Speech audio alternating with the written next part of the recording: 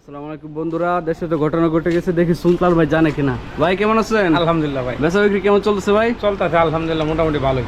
ভাই দেশের খবর রাখেন আপনি কিছু?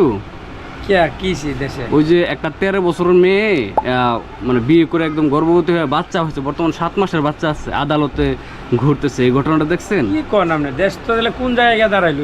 13 বছর বয়স কিন্তু বাচ্চা আছে মেয়ে। 13 বছর মেয়ের একটা 7 মাসের বাচ্চা, বাচ্চা, এটা হ্যাঁ। তো 13 বছর মেয়ে তো এ নয়, আমরা তো মজাই কিনে মনে করেন যে একবারে বন বাচ্চা এটা উন্না ছাড়াই, তাহলে এগুলো আবার বাচ্চা হয় কেমনে?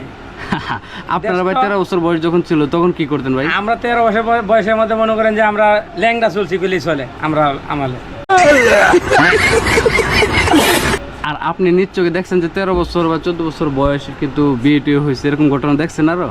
না, এই ধরনের ঘটনা আমি আজ পর্যন্ত শুনি না যে 13 বছরে মেয়ে বাচ্চা হইতেছে 7-8। ওই মেয়ের 11 বছর যখন ছিল তখন হলো এক ছেলের সাথে রিলেশন করে পালায় গেছিল, হ্যাঁ, ভাগছিল আর কি। এটা কোন জায়গায় এটা?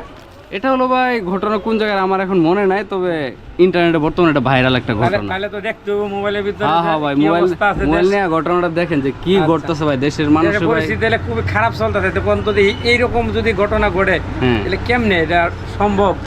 আর এটা হয়েছে মূলত মেয়েকে মোবাইল দিছিল, ওই মোবাইল দিয়ে ছেলের সাথে প্রেম করছে। তাহলে মোবাইল বর্তমান তাহলে মোবাইলের বেশি সমস্যা হইতেছে এইগুলা। তাহলে মা বাপ যারা আছে তাদের মোবাইল সচেতন হতে পারো না ভাই? এইগুলা গার্জিয়ান যদি মেয়ের আর ছেলে নাই, যদি মোবাইলটা একটু এটা নিয়ন্ত্রণের ভিতরে রাখে তাহলে এই ধরনের কাজ হয় না, বুঝছেন? এটাই হচ্ছে মূল কাহিনী। এই মোবাইলে সমস্যা, মোবাইলে দেশটা ধ্বংস দেশটা করলো। ধ্বংস করছে মোবাইলে। মোবাইলে টিপ দিলে সবই কিছু পাওয়া যায়।